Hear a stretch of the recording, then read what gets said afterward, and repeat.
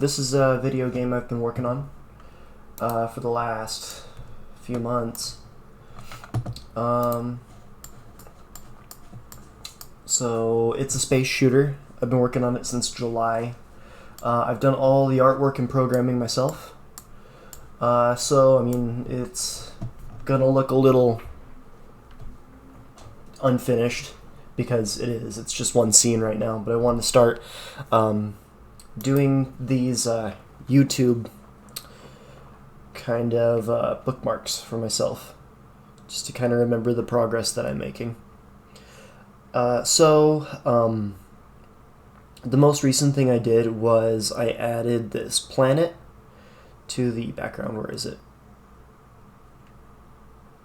There it is. Okay, so I've added this planet to the background using a procedurally generated planet tutorial that I found on YouTube. And then I put it in a scene on its own with this space background, and then I built a reflection probe to build this skybox that I'm using in this scene.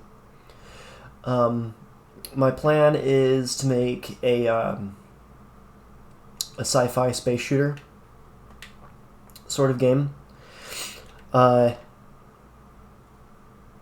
I'm not exactly sure what the story is going to look like or how it's going to all come together. And I've died.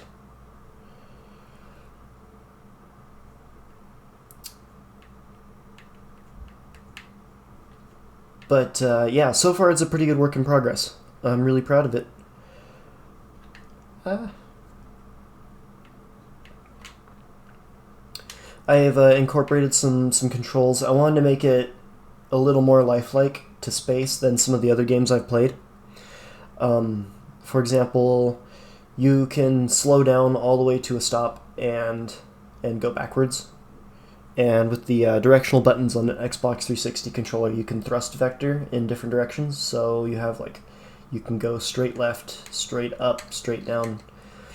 It's not as powerful of an effect as forward and backward, and I kind of designed that to be like the main engines that go forward and backward are a lot more responsive than like your RCS thrusters, like they would be in real life. At least that's my thinking. Some of the things you can do if you get hit and you're spinning out of control, what you can do is press the X button on the Xbox 360 controller and it will stabilize you. It just turns up your angular drag, so it'll eliminate the spin on its own. The ship has two weapons. So there's a main gun, which is just an auto-fire projectile weapon, basically. And then the other weapon is a lock-on missile. So there's a targeting system that I've built here that you press A to turn it on and off, and then you press the right and left bumper to swap back and forth between targets that are on screen. If the target leaves your screen, it will continue to track that target, even though it won't be displaying the reticle on your screen. So there's a guy in the distance over there.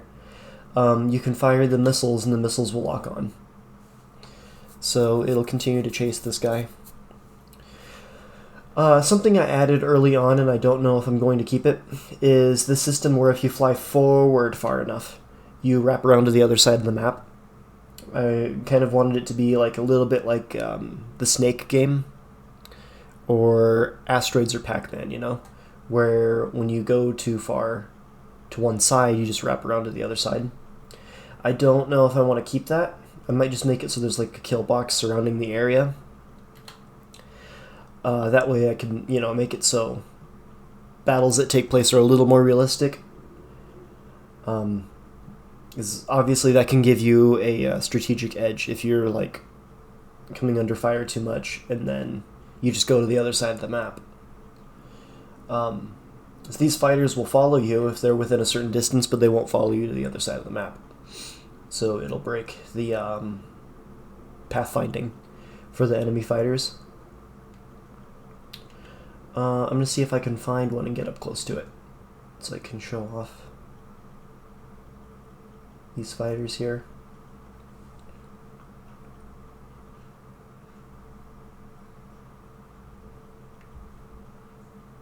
There's a damage system that's based on physics that I've made, where if you're flying towards a target and firing, those bullets, since they have a higher velocity, will do slightly more damage than bullets that would be fired if you were going away from the target. So doing attack runs is more effective than shooting at like a retreating enemy, basically. So these are the enemy fighters that I've made. I don't want to crash into them.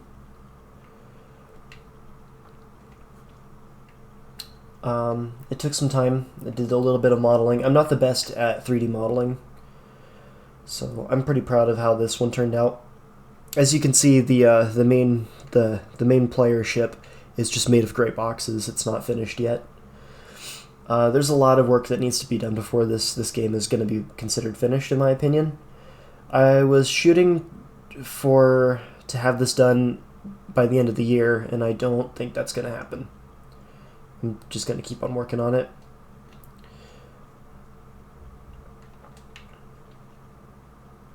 So let's see if I can blow this guy up. When you blow up these fighters, they make coins that you can collect.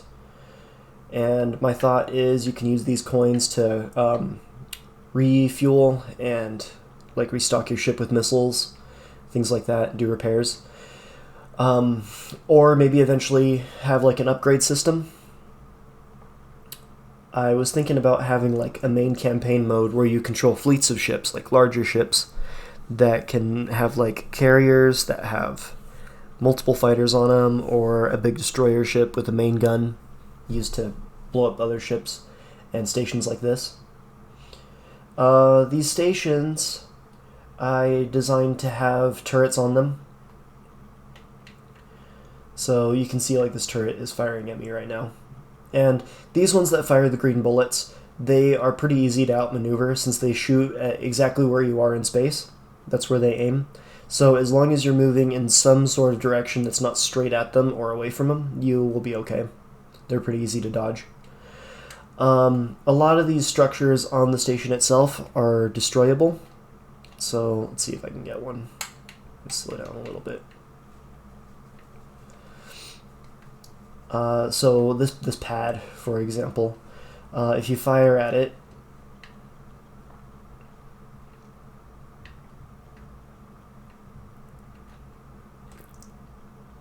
the way I have this set up is it's the turret is connected to the pad.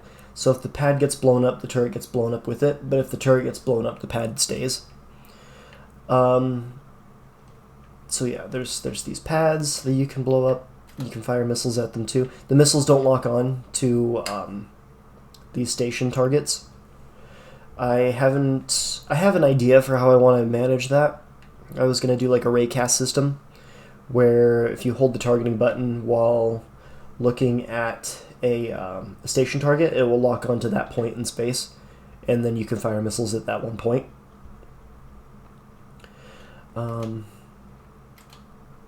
The missiles do 10 damage each, which is enough to destroy one of these fighters outright.